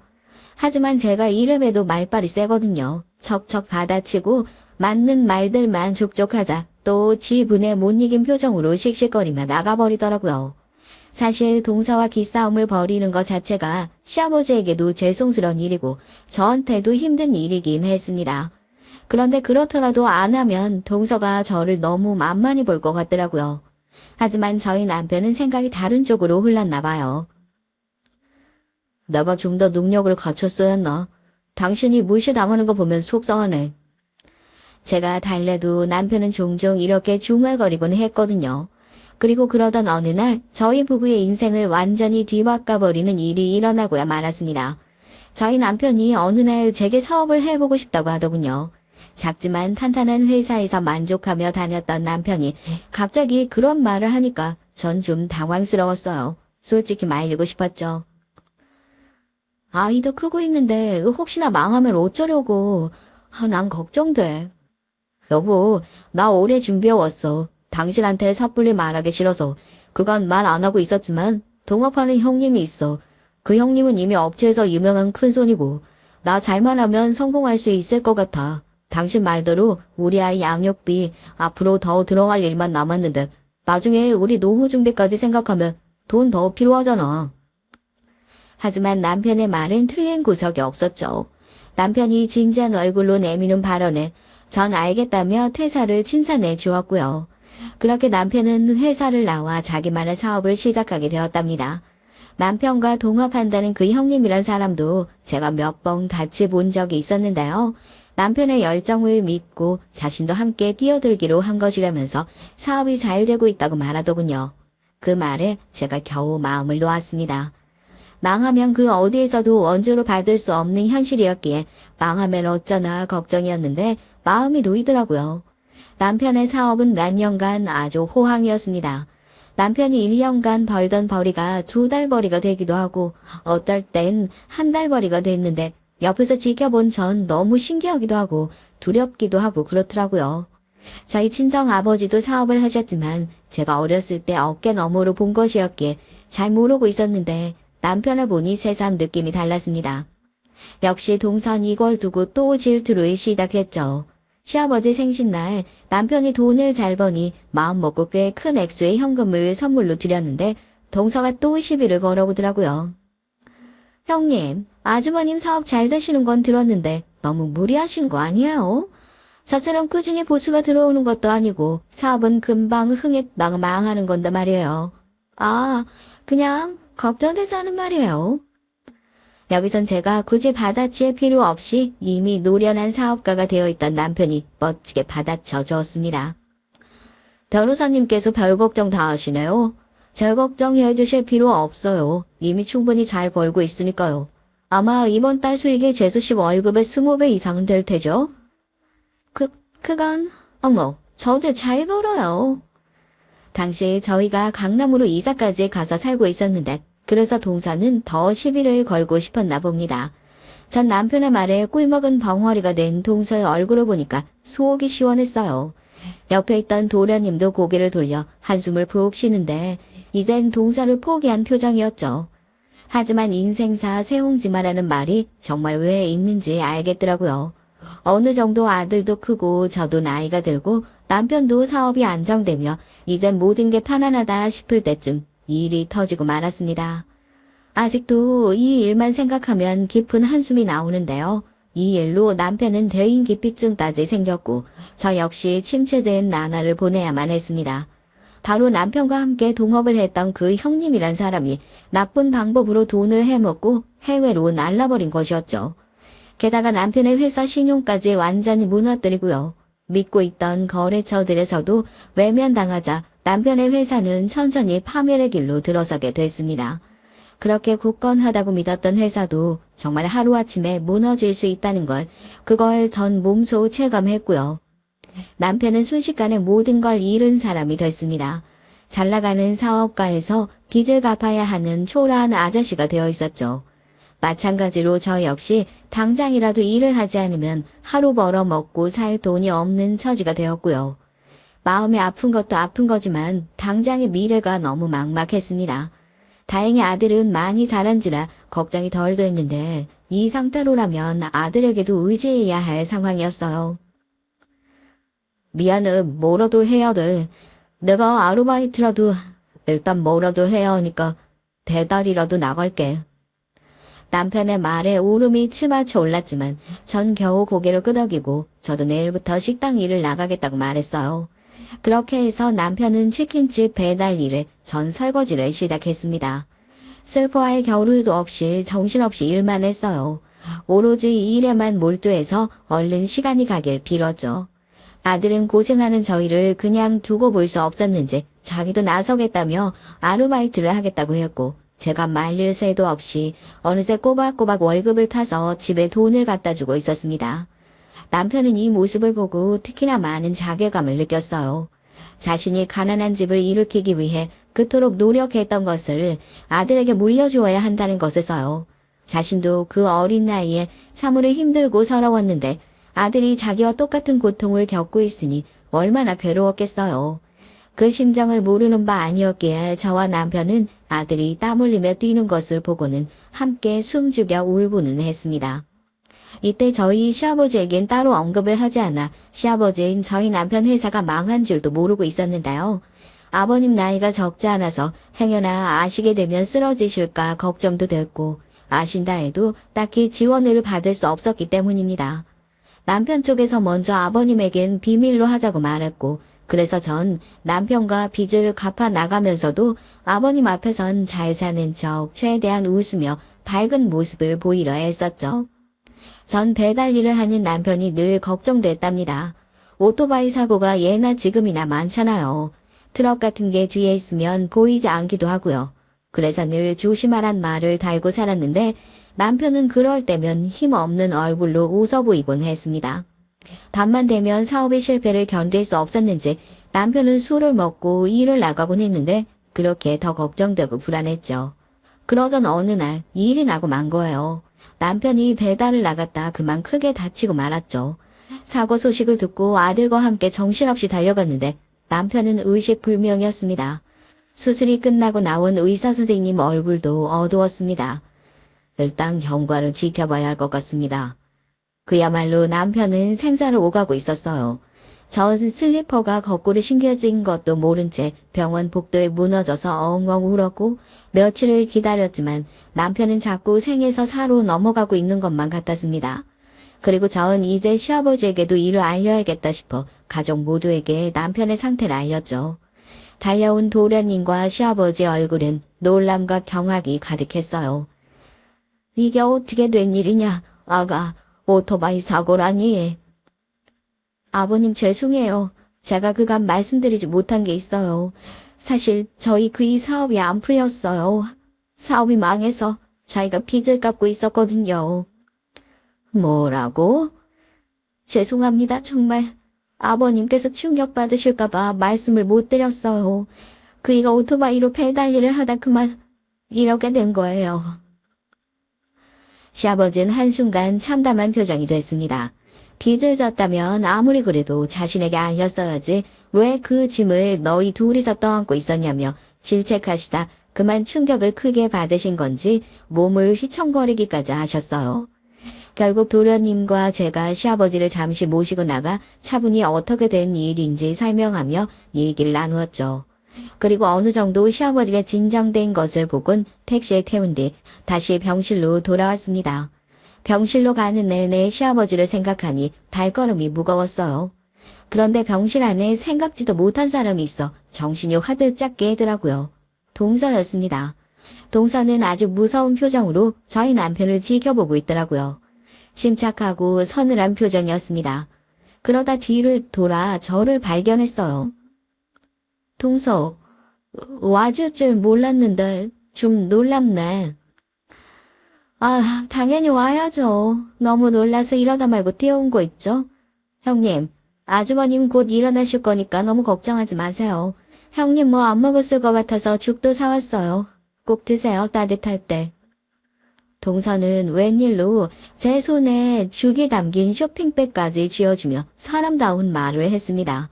한 번도 그간 동서를 알아오며 인간다운 면모를 본 적이 없었는데 말이죠. 그러고선 현금을 좀 챙겨왔다며 두둑한 봉투 하나를 꺼내 제 주머니 속에 넣더라고요. 제가 이러지 않아도 된다고 하니까 거절하지 말라고 꼭 받아달라면서요. 아니야, 이런 거 안 해줘도 돼, 동서. 괜찮아, 마음만 받을게. 아니에요, 가족 좋은 게 뭐 있겠어요. 이럴 때 필요한 게 가족이죠. 근데 말이죠, 전 몰랐어요. 아주버님 사업이 잘 안 되신 거. 그래, 내가 가족들에게 숨겼어. 아버님 쓰러지실까봐 걱정도 되고. 그럴 수 있죠. 근데요, 제가 곰곰이 생각을 해봤는데 어쩌면 잘된 일 아닐까요? 아, 솔직히 그렇잖아요. 능력도 없는 남편 깨고 살아 뭐해요. 어쩌면 잘된 일 아닐까요? 아주머님 사망보험금 같은 거 들어놓으셨을 거 아니에요. 그걸로 빚 갚으면 되죠. 제 면전에 대고 악마 같은 말을 짓거리는데 저 그 순간 저도 모르게 손을 들어 동서의 뺨을 아주 강하게 내리쳤습니다. 병실 밖에 있는 사람들이 놀라 기웃거릴 정도로 말이죠. 동서는 얼결에 맞아 당황스러운지 뭐라 말도 못하고 어버버 하는데 전 한 대 더 때리기 위해 손을 번쩍 치켜 들어 올렸어요. 그런데 그때였습니다. 누군가 동서의 머리채를 잡아 채더군요. 그 정체에 놀랐습니다. 바로 집에 가셨을 줄 알았던 시아버지였어요. 너 지금 뭐라고 했냐? 내 아들 두고 생사를 오가는데 내 아들을 두고 잘 됐다고? 네가 사람이야? 넌 사람이 아니다. 사람 탈을 쓴 악마고 악기지. 지금껏 네가 우리 집안을 무시하고 살았어도 내 집사람 유언대로 가족의 평안을 지키기 위해서 가만히 나서고 있지 않았었다. 근데 이젠 나도 한계야. 시아버지는 그 이후 행동에 들어가셨어요. 사실 이때 동서의 머리 끄덩이를 잡은 건 시작에 불과하셨던 겁니다. 놀라움이 연속이었죠. 시아버지는 언제 이 계획을 준비하고 계셨던 건지 이미 사람을 써서 동서의 뒷조사를 다 해놓고 계셨고 동서의 아주 큰 비밀을 까발렸습니다. 동서가 정당한 보수 외에 받은 뒷돈들에 대해 말이에요. 시아버지는 그 즉시 동서에 대해 알고 있는 사실을 아는 검사에게 전달했고 시작된 수사에서 동서는 점점 궁지에 몰리기 시작했어요. 그리고 충격적인 한 가지 사실이 더 밝혀지게 됐는데요. 이건 시아버지 당신께서 직접 말씀해 주셨답니다. 아버님, 어떻게 이 많은 걸 준비하고 계셨던 거예요? 언제부터요? 며느리란 애가 바람이 났을 때부터지. 술집 남자애하고 바람이 나서 희희낙낙 돌아다니고 있었더구나. 우연히 대화하는 걸 엿듣게도 했고 처음엔 아들한테 알릴 요령으로 뒷조사를 맡겼지. 근데 나한테 와서 싹싹 빌더라고. 내가 눈치챈 걸 알고선 제발 말하지 말아달라고. 한 번만 넘어가 달라고. 아들을 생각하면 말하고 싶은데 손주를 생각하니 입이 떨어지지가 않았어. 동서가 바람을 피고 있었더군요. 하여튼 나쁜 짓이란 나쁜 짓은 다 했더라고요. 그리고 그 사실을 몰랐던 도련님은 이번 일의 전말을 모두 듣고 나선 동서와 갈라서기로 했고요. 진즉에 그런 뱀 같은 여자랑은 갈라섰어야 했는데 너무 늦어버린 것 같아 형수님께도 죄송합니다. 앞으로 남은 시간 제가 이 마음의 빚 갚으면서 살게요. 도련님은 저희 집의 빚을 자신이 갚고 싶다며 지금껏 모은 돈을 모두 저에게 넘기겠다 하더라고요. 처음엔 받지 않으려고 했지만 워낙에 강경했기에 민망한 얼굴로 받았답니다. 그리고 동서가 끝까지 도련님을 물고 늘어지려 하자 결국 소송에 들어갔고 위자료를 받아냈는데 위자료 역시 제게로 넘어왔어요.